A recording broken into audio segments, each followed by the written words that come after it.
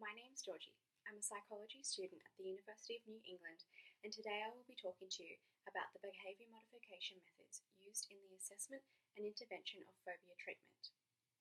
With all successful behaviour modification interventions, the first thing to establish is great rapport with your client.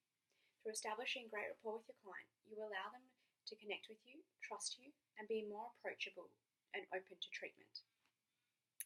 Through this interaction, you can also establish whether you are the right person to treat them and if they're the right client for you. A client's trust in their psychologist is imperative for phobia treatment and intervention particularly, due to the client's highly vulnerable state when experiencing exposure therapy.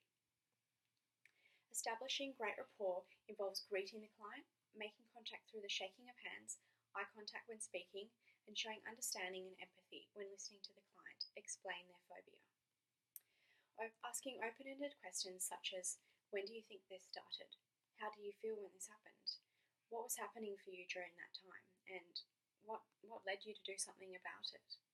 Allows the client to open up and explain their feelings without feeling judged, and the client also opening up allows you in turn to show understanding through minimal encouragers such as nodding of the head or using validating statements such as, that would have been really difficult for you.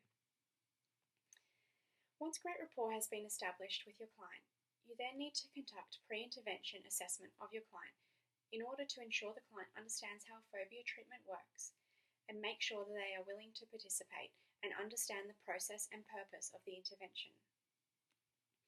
It also allows you to find out if there are specific antecedents for possible panic attacks the client might experience in day-to-day life so that you can factor these into treatment. Find out the client's goal and set a realistic goal together, and plan out the intervention through establishing a fear hierarchy of the phobia for gradual exposure to their fear. Pre-intervention assessment also establishes initial results to measure and compare end results with. For phobia intervention, this is done through the completion of the subjective units of distress scale, which I'll refer to as SUDS, whereby the client rates each level of the fear hierarchy before, during, and after intervention. The next stage is to begin the phobia intervention. The purpose of this is to gradually expose the client to their phobia through the use of the fear hierarchy. Assessment during the intervention through conducting SUDS before and after each exposure trial, and also using observation, is essential for phobia treatment, as you are able to measure the success of the treatment and whether the client is ready to move to the next levels of exposure. Once the client has reported a 0 on the SUDS, and this is sustained through repetition and the client is willing, you may then move to the next level.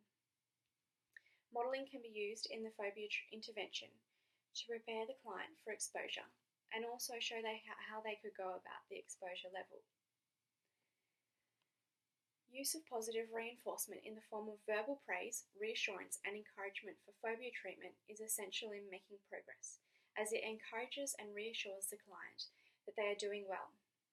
Because of the nature of phobia treatment and the vulnerability of the client, reinforcement should be given on a continuous basis. However, as it gets towards the end of treatment, reinforcement should be faded out to represent real life. In reality, they're not always going to be achieved every single time they achieve something. Between each treatment session, it is important that the client completes homework set by you. For best compliance results, homework needs to be realistic and the client needs to be capable of completing it. If you set homework that is too hard or too time-consuming, the client is much less likely to adhere to it. For phobia treatment, repetition of the exposure levels the client has already mastered and self-monitoring of the client's own results can be used as homework, and the progress of this can be discussed at the beginning of each treatment session. And if the client is not able to stick to the homework, changes can be made to make adherence much more achievable.